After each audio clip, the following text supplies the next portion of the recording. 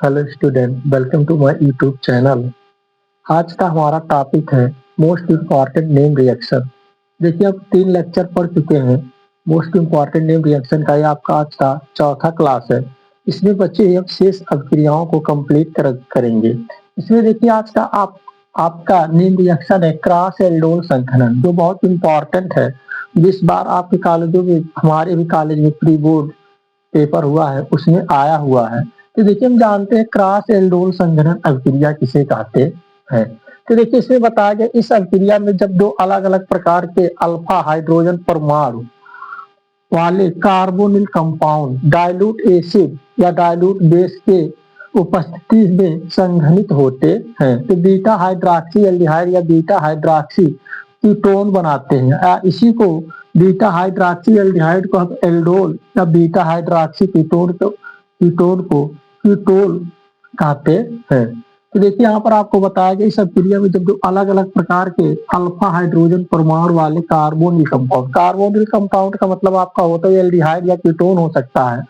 तो हम क्या करते हैं, आपको डाइल्यूट एसिड, यहाँ पे डाइल्यूट मतलब तंग अम्ल और तंग क्षार की उपस्थिति में क्या होते हैं, संघनित होते हैं। तो हमें बीटा हाइड्रॉक्सी एल्डिहाइड और बीटा हाइड्रॉक्सी कीटोन प्राप्त होता है।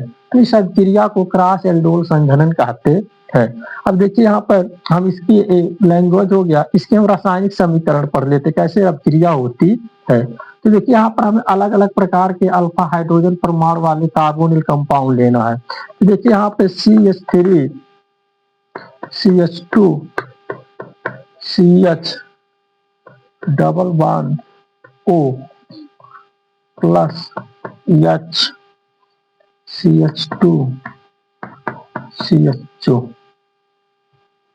अब देख लीजिए यहाँ पे, अब यहाँ पर हमें डाइल्यूट अम्ल लेना है या हमें डाइल्यूट क्षार लेना है। तो देखिए, यहाँ पर डाइल्यूट अम्ल है, H प्लस मतलब अम्ल और OH माइनस मतलब क्या, क्षार। ये दोनों हम कैसे लेंगे, आपका सांद्र नहीं लेंगे, हमें यहाँ पे तनु लेना है। तो देखिए, यहाँ पर अलग अलग प्रकार के हमें लेना था अल्फा हाइड्रोजन परमाणु वाले कार्बोनिल कंपाउंड। तो देखिए, यहाँ पर हमारा, अब देखिए आपका एक क्रियात्मक समूह है यहाँ पर एल्डिहाइड। तो देखिए, इसके किसी भी क्रियात्मक समूह के जस्ट बाद वाला कार्बन आपका अल्फा कार्बन होता है। तो देखिए, अल्फा कार्बन वाला है, इसी प्रकार से ये भी अल्फा कार्बन होगा। तो देखिए, दोनों कंपाउंड यहाँ पे CH3CHO है। ये आपका पूरा क्या लिखा हो, CH3CHO। तो देखिए, CH3 को CHO को हम एसिटल एल्डिहाइड बोलते हैं। क्या बोलते हैं, एसिटल एल्डिहाइड। और यहाँ पर प्रोपेनल एल्डिहाइड है। तो देखिए, प्रोपेनल एल्डिहाइड और एसिटल एल्डिहाइड है। यहाँ पर जो आपको कहा गया कि अलग अलग प्रकार के अल्फा हाइड्रोजन वाले परमाणु लेंगे। तो देखिए, अलग अलग प्रकार के यहाँ पे जो अल्फा हाइड्रोजन वाले कार्बोनिल कंपाउंड हो गए, ये आपका एसिटल एल्डिहाइड हो गया और आपका हो गया क्या, प्रोपेनल एल्डिहाइड हो गया। क्योंकि ये 2 कार्बन है, तो 2 कार्बन को हम इसमें एल्डिहाइड में हम इसमें 2 कार्बन वाले को हम एसिटल एल्डिहाइड बोलते हैं और 3 कार्बन वालों को प्रोपेनल एल्डिहाइड। तो देखिए, रिएक्शन कैसे होगा। तो देखिए, यहाँ का जो डबल बॉन्ड है, यहाँ का एक डबल बॉन्ड इसके बीच में चला आएगा और यहाँ का ये H इस OH के साथ चला आएगा। तो देखिए, यहाँ से कार्बन का एक संयोजकता घटेगी, तो यहाँ से इस कार्बन का एक बॉन्ड यहाँ पर इस कार्बन और इस कार्बन के बीच आ जाएगा। तो यहाँ से आपका सिंगल बॉन्ड बचेगा। तो देखिए, आपका CH3 CH2 CH और AH यहाँ पर O के साथ आ गया, तो सिंगल बॉन्ड क्या हो गया, OH और यहाँ पे CH2 CHO। अब देखिए, यहाँ पे जाके कम होने के कारण आप अभिक्रिया को आगे यहाँ से लिख लीजिएगा। यही देखिए, हमें बीटा हाइड्रॉक्सी एल्डिहाइड प्राप्त हुआ। अब देखिए, आप एक क्रियात्मक समूह है, ये अल्फा कार्बन होगा, ये आपका क्या होगा, बीटा कार्बन। तो बीटा कार्बन पे क्या जुड़ा है, हाइड्रॉक्सी समूह जुड़ा है, इसको हम बोलते हैं बीटा हाइड्रॉक्सी एल्डिहाइड या इसी को हम एल्डोल बोलते हैं। अगर हम कीटोन लिए होते, क्या लिए होते, कीटोन, तो हमें बीटा हाइड्रॉक्सी कीटोन प्राप्त होता या इसी को हम कीटोन बोलते हैं।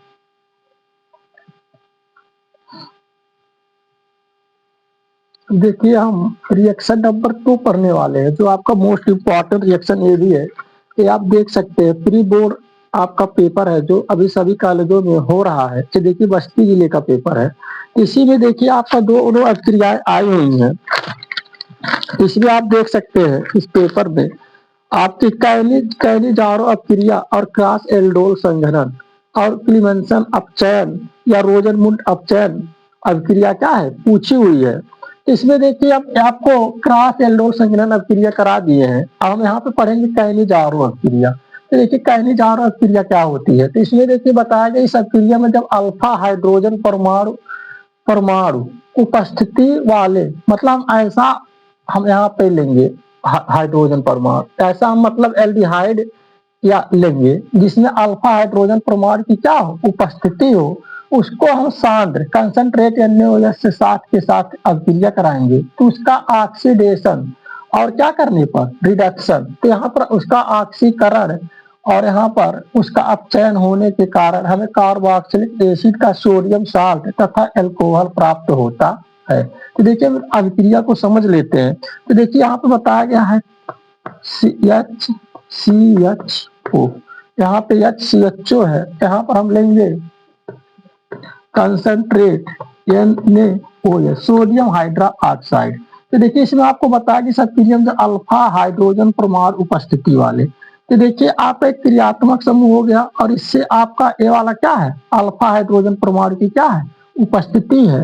ये अल्फा हाइड्रोजन परमाणु की उपस्थिति वाला एल्डिहाइड है। इसके हम 2 अणु लिए हैं। कितने लिए हैं 2 अणु लिए हैं। तो देखिए जब यहाँ पे कंसंट्रेट NaOH की उपस्थिति के साथ हम अभिक्रिया कराएंगे तो यहाँ पे देखिए एल्डिहाइड के 2 अणु हैं तो एक का ऑक्सीडेशन हो जाएगा। एक का ऑक्सीडेशन मतलब एक का ऑक्सीकरण होगा दूसरे का रिडक्शन मतलब इसका अपचयन हो जाएगा। तो देखिए यहाँ से हमें पता है कि HCOONA आएगा। तो एक का आपका ऑक्सीडेशन होने पर हमें सोडियम फॉर्मेट मिलता है। क्या मिलता है सोडियम फॉर्मेट प्राप्त होता है। प्लस में हमें मेथेनॉल प्राप्त होता है। प्लस में क्या होता है मेथेनॉल या इसी को हम बोलते हैं मेथिल एल्कोहल। तो देखिए आपकी अभिक्रिया कैनोजारी अभिक्रिया आप क्या बताएंगे। इस अभिक्रिया में जब अल्फा हाइड्रोजन परमाणु उपस्थिति वाला आपको एल्डिहाइड लेना हमें ऐसे एल्डिहाइड लेना जिसमें अल्फा हाइड्रोजन परमाणु हो। तो देखिए आपने फार्मल एल्डिहाइड आपको ले लीजिए। क्या ले ली फार्मल एल्डिहाइड अल्फा हाइड्रोजन परमाणु है। इसको कंसंट्रेट NaOH के साथ अभिक्रिया करा दीजिए तो एक अणु का क्या हो जाएगा ऑक्सीडेशन जो आपका क्या बनाएगा कार्बोक्सिलिक एसिड का सोडियम साल्ट। तो देखिए यहाँ पे कार्बोक्सिलिक एसिड का सोडियम साल्ट हमें प्राप्त हो गया जिसे हम सोडियम फॉर्मेट बोलते हैं इसको और हमें एल्कोहल मिलता है। क्या मिलता है एल्कोहल। तो देखिए यहाँ पर हमें मेथिल एल्कोहल या इसी का IUPAC नाम है मेथेनॉल। इसी अभिक्रिया को हम कैनिजारो अभिक्रिया बोलते हैं। स्टूडेंट अगर आप सभी लोगों को वीडियो पसंद आ रहा हो तो वीडियो को लाइक करिए चैनल को सब्सक्राइब तथा अपने मित्रों के साथ शेयर करिए। इसी के साथ हम देखिए रिएक्शन नंबर 3 पढ़ने वाले हैं जो भी ये भी आपका वेरी इंपॉर्टेंट रिएक्शन है HBZ अभिक्रिया या इसी को कहते हैं हेल्महोल्ट्ज जेलेंस्की अभिक्रिया। तो देखिए इसे हम किसे कहते हैं यहाँ पे देखिए HBZ अभिक्रिया हेल्महोल्ट्ज जेलेंस्की अभिक्रिया आप समझिए क्या है।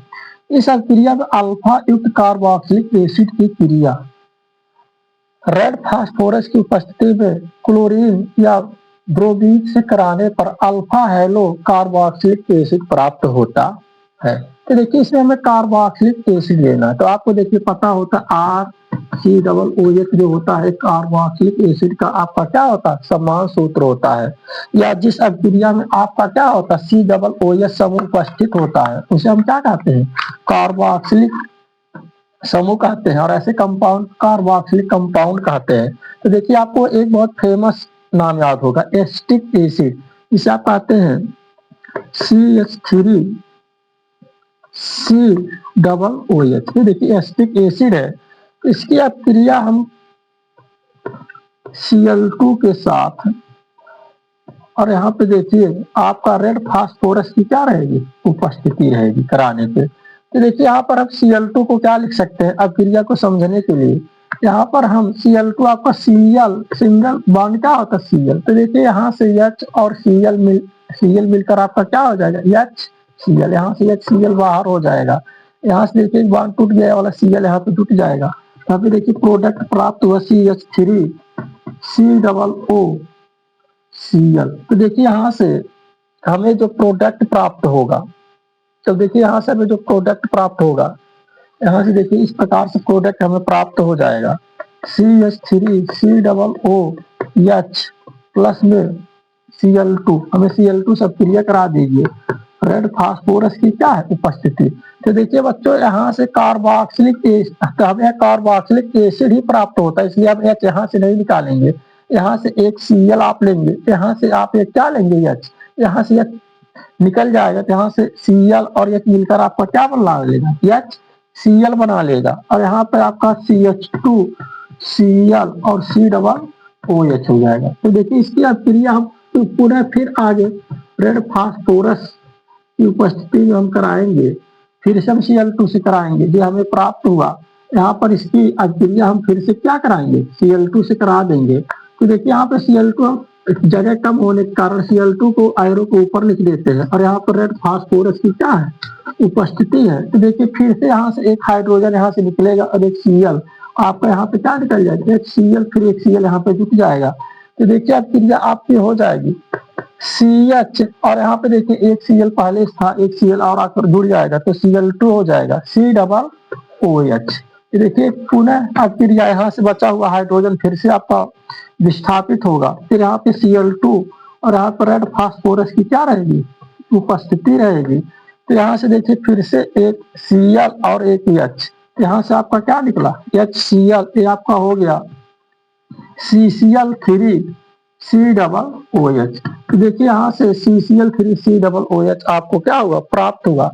तो देखिए HBZ अभिक्रिया क्या होती है, तो इसमें देखिए आप इस अभिक्रिया में अल्फा युक्त कार्बोक्सिलिक एसिड की क्रिया, तो देखिए यहाँ पे ये आपका क्रियात्मक समूह हो गया, ये वाला कार्बन आपका क्या हो गया अल्फा कार्बन, अर्थात ये हम जो कंपाउंड लिए हैं तो अल्फा युक्त कार्बोक्सिलिक एसिड हो गया। ठीक, अब इसकी हम रेड फास्फोरस की हमें उपस्थिति लेना है, और इसे हम क्लोरीन से करा दे चाहे ब्रोमीन से कराएं, तो हमें अल्फा हेलो कार्बोक्सिलिक एसिड मिलेगा। तो देखिए यहाँ पर अल्फा हेलो, देखिए यहाँ पर आपका क्रियात्मक समूह है, ए वाला आपका कार्बन अल्फा है, इसी से क्या जुड़ा Cl, और Cl को हम क्या कहते हैं हेलो। तो देखिए यहाँ से हमें अल्फा हेलो कार्बोक्सिलिक एसिड क्या हुआ प्राप्त। देखिए पहले बार हम कराएंगे Cl2 रेड फास्फोरस की उपस्थिति में, यहाँ से Cl एक H निकल जाएगा Cl, इसी प्रकार से तीनों H आपके क्या हो जाएंगे विस्थापित हो जाएंगे, और हमें लास्ट में CCl3 COOH मिलेगा। तो देखिए इसका नाम है क्लोरोएस्टिक एसिड, क्लोरोएस्टिक एसिड या इसी को मोनोक्लोरोएस्टिक एसिड बोलते हैं। फिर जब इसका अगले बार हम अपक्रिया कराएंगे तो हमें CaCl2 COOH मिला, इसे हम कहते हैं डाइक्लोरोएस्टिक एसिड, और इसे ट्राइक्लोरोएस्टिक एसिड हमें क्या होता है प्राप्त होता है। स्टूडेंट देखिए हम रिएक्शन नंबर 4 पढ़ने वाले हैं, क्लीवेंसन अपचयन। तो देखिए क्लीवेंसन अपचयन ये भी बहुत इंपॉर्टेंट क्रिया है, या तो आपको इस पर टिप्पणी लिखने के लिए आएगी या इसका रासायनिक समीकरण। और आप देखे होंगे अपने क्वेश्चन बैंक में कई सारे अभिक्रियाएं ऐसी दी गई है ना, उस पर आपको टिप्पणी लिखनी है ना आपको उसको रासायनिक समीकरण लिखना है। ये पूछी जाती है कि ये अभिक्रिया किसकी उपस्थिति में होती है। तो देखिए जैसे यहाँ पर आपको बताया गया है आपका Zn, यहाँ पे क्या है Zn, यहाँ पे जिंक अमलगम है और कंसंट्रेट HCl लेते हैं, तब जाकर हमारा हाइड्रोकार्बन में अपचयित होता है। तो देखिए अभी इस पेपर में आपसे एक अभिक्रिया पूछी गई है कि कीटोन का क्लीवेंसन अपचयन किससे किया जाता है। तो देखिए ऑप्शन में आपको यहाँ पे दिया गया है ZnHg सांद्र HCl, तो ये क्या होगा सही होगा। तो यहाँ पे 4 ऑप्शन दिए गए थे, इसमें दिया गया है ZnHg HCl अर्थात जिंक अमलगम दिया है, और आपको क्या दिया है कंसंट्रेट HCl। तो देखिए यहाँ पर अभिक्रिया ना पूछकर इसके बहुविकल्पीय प्रश्न में 1 नंबर में पूछ लिया है। तो देखिए इस अभिक्रिया को हम समझते हैं क्लीवेंसन अपचयन क्या है। इस अभिक्रिया में जब एल्डिहाइड या कीटोन लेते हैं, तो देखिए यहाँ पर हम एल्डिहाइड लेंगे या तो क्या लेंगे कीटोन, और जिंक अमलगम और क्या कंसंट्रेट HCl की उपस्थिति में अपघृत किया जाता है, तो हमें हाइड्रोकार्बन में अपचयित होता है। हाइड्रोकार्बन मतलब आपका जो कंपाउंड आपका कार्बन और हाइड्रोजन से मिलकर बना होता है उसे हम हाइड्रोकार्बन कहते हैं। तो देखिए यहाँ पर हम लेते हैं CH3 CH double bond O। अब देखिए CH3 आपका CHO है, CH3 ये CHO है, आपका एसिटल एल्डिहाइड ही है, लेकिन अब क्रिया को आपको समझने के लिए इस प्रकार से संरचना के रूप में तोड़कर लिख दिया गया है। यहाँ पे देखिए आपका ZnHg और कंसंट्रेट क्या है HCl, कंसंट्रेट HCl की क्या है उपस्थिति है। यहाँ पे कंसंट्रेट HCl की उपस्थिति है। तो यहाँ से देखिए अब चयन होगा, तो यहाँ से देखिए हमें 4 नवजात हाइड्रोजन मिलेंगे, 4 नवजात हाइड्रोजन। तो देखिए यहाँ से आपका ये डबल बॉन्ड टूट जाएगा, 2H इधर टूट जाएगा, 2H इधर। तो देखिए ये 2H और O मिलकर हमारा क्या निकल जाएगा H2O। तो देखिए H2O को एरो के बाद प्लस लगाकर लिखे या एरो के नीचे माइनस लगाकर भी लिख देते हैं। और यहाँ से देखिए हमें क्या प्राप्त हुआ CH3, और यहाँ से CH3 है, और यहाँ पे देखिए जब 2H जुड़ेगा, एक H यहाँ पहले से है, तो ये भी क्या हो जाएगा CH3। ये देखिए CH3 सिंगल बॉन्ड CH3। तो देखिए हमें ये आपका एथेन प्राप्त हो गया। क्या प्राप्त हो गया एथेन, क्योंकि ये सिंगल बॉन्ड वाला आपका क्या है एल्केन, सिंगल बॉन्ड वाला एल्केन आपका यहाँ पे सब सिंगल बॉन्ड से जुड़े हैं और 2 कार्बन वाला, इसलिए हमें एथेन क्या हुआ प्राप्त।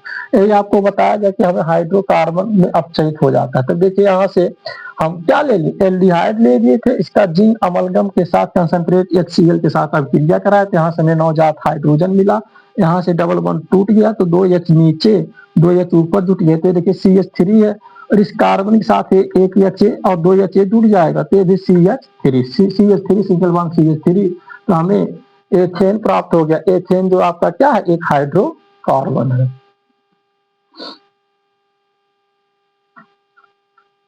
देखिए यहाँ पर हम अब क्रिया नंबर 5 पढ़ने वाले बी कार्बोक्सिलीकरण। बी कार्बोक्सिलीकरण क्या होता है, इस अभिक्रिया में जब कार्बोक्सिलिक एसिड RC≡OH को आप क्या कहते हैं कार्बोक्सिलिक एसिड। तो देखिए कार्बोक्सिलिक एसिड को सोडा लाइन, तो देखिए NaOH और आपका क्या था प्लस आपका CaO कैल्शियम ऑक्साइड के मिश्रण को हम सोडा लाइम कहते हैं। तो देखिए यहाँ पे इसके साथ हम क्या करेंगे गर्म करेंगे, तो देखिए बताए उसमें से CO2 निकलता है। तो देखिए यहाँ से आपका क्या निकल जाएगा CO2 निकल जाएगा और आपका एल्केन प्राप्त होता है। तो देखिए यहाँ से आपका RH मिल जाएगा, क्या मिल जाएगा RH प्लस में यहाँ पे आपका क्या निकल जाएगा CO2। इस अभिक्रिया को हम बी कार्बोक्सिलीकरण कहते हैं, या यही अभिक्रिया इस प्रकार से भी होती है। यहाँ पे जो आपकी ये कार्बोक्सिलिक एसिड है NaOH की अधिकता में होती है। तो देखिए यहाँ से जो आपका कैल्शियम ऑक्साइड होता है, कैल्शियम ऑक्साइड आपको कार्बोनेट निकालता है। क्या निकालता है कार्बोनेट निकालता है। तो देखिए यहाँ से आपका NaHCO3, तो देखिए यहाँ से आपका ये पूरा निकल जाएगा और यहाँ से आपका बनेगा NaH और यहाँ से आपका C भी यहाँ पर ऐड हो जाएगा, यहाँ से हमें प्राप्त होगा NaHCO3। देखिए यहाँ NaHCOO और A मिलकर आपका क्या हो जाएगा CO3 और आपका R और AH आपका क्या बन गया एल्केन RH और प्लस यहाँ पे NaHCO3। यहाँ पे हमें सोडियम हाइड्रोजन कार्बोनेट या सोडियम बाइकार्बोनेट प्राप्त होता है और ये हमारा क्या है एल्केन। क्या है एल्केन, क्योंकि आप जानते हैं एल्किल होता है, जब एल्किल में एक हाइड्रोजन जुड़ जाता है तो आपका एल्केन प्राप्त होता है। इसी अभिक्रिया को हम बी कार्बोक्सिलीकरण कहते हैं। तो बच्चों हम रिएक्शन नंबर 6 पढ़ने वाले हैं, अभिक्रिया एस्ट्रिफिकेशन। एस्ट्रिफिकेशन को हम एस्ट्रीकरण कहते हैं। जैसे आप न्यूट्रलाइजेशन रिएक्शन पढ़ते हैं, उदासीनीकरण अभिक्रिया। देखिए उदासीनीकरण अभिक्रिया में आपको बताया जाता है जब अम्ल और क्षार की अभिक्रिया होती है तो आपका लवण और जल बनता है। इसी प्रकार से एस्ट्रीकरण में इसमें जब एल्कोहल और अम्ल की अभिक्रिया होती है तो एस्टर और आपका जल मिलता है।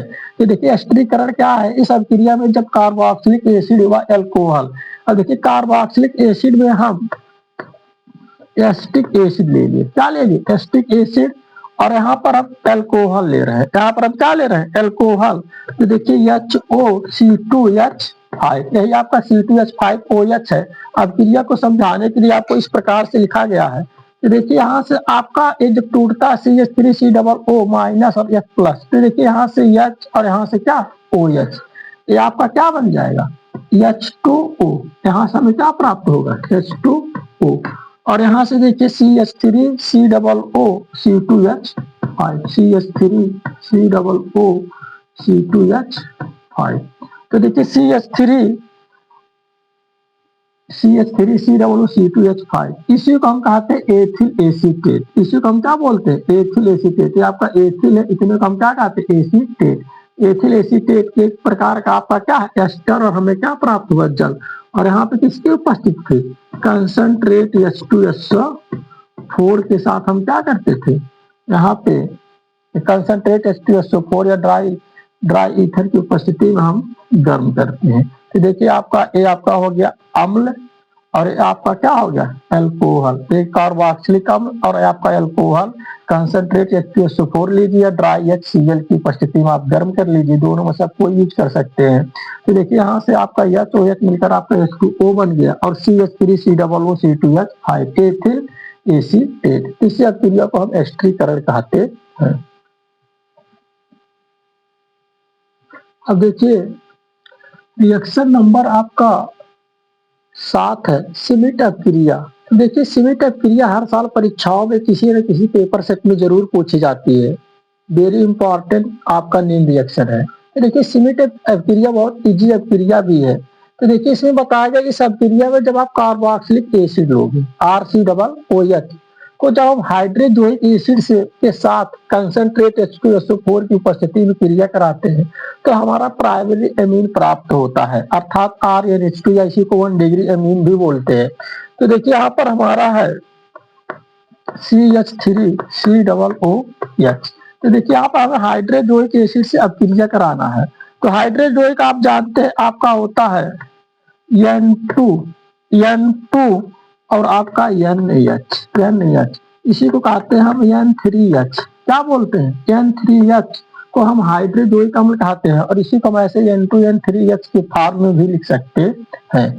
तो देखिए यहाँ से आपको बताया गया था, यहाँ से आपका निकल जाएगा, यहाँ से CO2 निकल जाएगा और यहाँ से वाला बंध टूट जाएगा, और यहाँ पे देखिए कंसंट्रेट H2SO4 की क्या है उपस्थिति है। देखिए कंसंट्रेट H2SO4 की उपस्थिति है। तो यहाँ से हमारा CH3 और देखिए यहाँ से NH और एक मिल जाएगा क्या CH3NH2। यहाँ से हमारा CH3 और हमें क्या प्राप्त हो गया NH2। यही आपकी क्या है मेथिल एमीन, यही आपकी क्या है मेथिल एमीन, या इसी को हम 1 डिग्री एमीन बोलते हैं। तो देखिए 1 डिग्री एमीन या इसी को आप प्राइमरी एमीन बोल दीजिए। तो ये हमें प्राप्त होता है, और साथ में हमारा यहाँ से CO2 निकला है और यहाँ से क्या निकला है माइनस N2 नाइट्रोजन गैस निकली, इसी को प्लस लगाकर हम एरो को उधर भी लिख सकते हैं।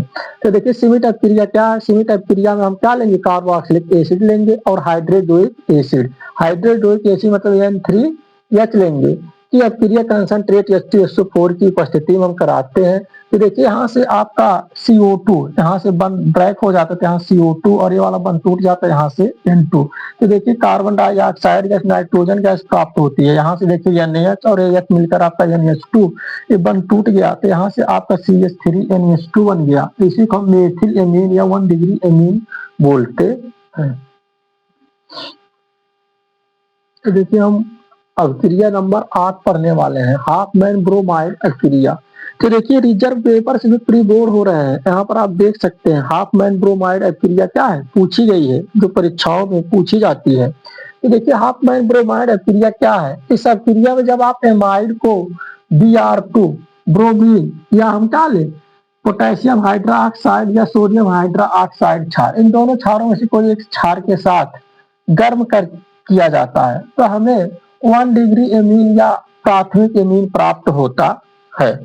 ठीक, तो यहाँ पे देखिए आपका है RCONH2।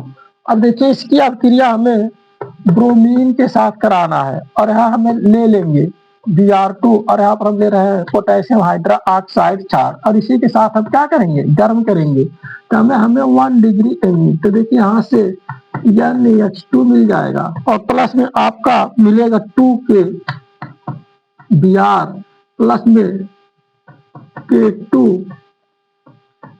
K2CO3, यहाँ से K2CO3 प्लस आपका 2H2O। तो देखिए अब क्रिया हो गई। तो देखिए यहाँ से आपका CO निकल जाएगा, यहाँ से आपका CO क्या हो जाएगा, निकल जाएगा और यहाँ से बनेगा RnH2। क्या बन गया, RnH2। अब देखिए यहाँ पे Br2 है, तो यहाँ से देखिए आपका हम यहाँ पे जो इस क्षार लेते हैं इसकी अधिकता होती है, हम इसके 4 लेते हैं, मात्रा में कितना लेते हैं 4। तो देखिए यहाँ से 2K और यहाँ से 2Br, तो 2K Br बन जाएगा और बाकी यहाँ से देखिए CO है और यहाँ से दो और हम लेंगे तो आपका बन जाएगा और यहाँ पे 2 पोटेशियम जो बचा है K2। तो देखिए यहाँ से हम K2 और यहाँ से हम 2 क्या लेंगे, O ले लेंगे। तो देखिए यहाँ से 2 O लेंगे तो आपका हो जाएगा K2CO3। तो देखिए यहाँ पे 4 हाइड्रोजन बच गया और हमारा 2 ऑक्सीजन बच गया। तो हमारा क्या, 4 हाइड्रोजन 2 ऑक्सीजन से हमारा जल के 2 अणु क्या हो जाएंगे, प्राप्त होंगे। तो इसी अभिक्रिया को हम क्या कहते थे, हाफमैन ब्रोमाइड अभिक्रिया। इसमें आपको क्या लेना था, एमाइड। तो देखिए यहाँ पर एल्किल एमाइड था, एल्किल एमाइड है, ये ब्रोमीन है और दोनों क्षारों में से कोई एक लेना। तो देखिए पोटेशियम हाइड्रोक्साइड ले लिया, यहाँ से CO और यहाँ से K2CO2, यहाँ से K2CO2, तो हमारा K2CO3 बन गया, यहाँ पे 4H और 2O बन गया तो 2H2O और यहाँ से RnH2 जुड़कर आपका 1 डिग्री एमिन क्या हो गया, प्राप्त हो गया। तो इसी अभिक्रिया को हम हाफमैन ब्रोमाइड अभिक्रिया कहते हैं। हमारा अभिक्रिया नंबर 9 कार्बन एमीन अभिक्रिया। तो देखिए कार्बन एमीन अभिक्रिया क्या होती है।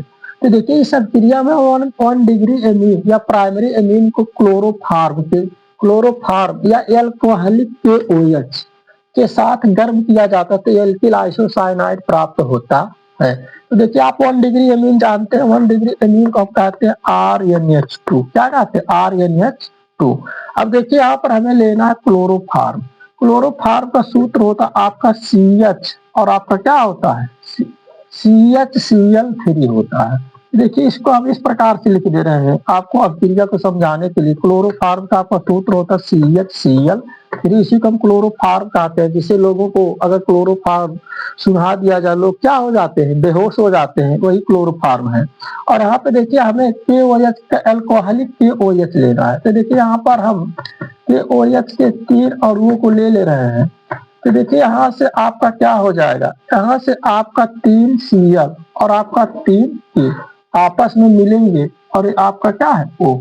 देखिए जब यहाँ पर हम मिलेंगे तो यहाँ पे एल्कोहलिक लिख लीजिए। तो आपको देखिए K और Cl मिलकर KCl, इसी प्रकार से हमें कितना प्राप्त होगा, 3KCl। तो यहाँ पर हमें प्राप्त हो जाएगा 3KCl।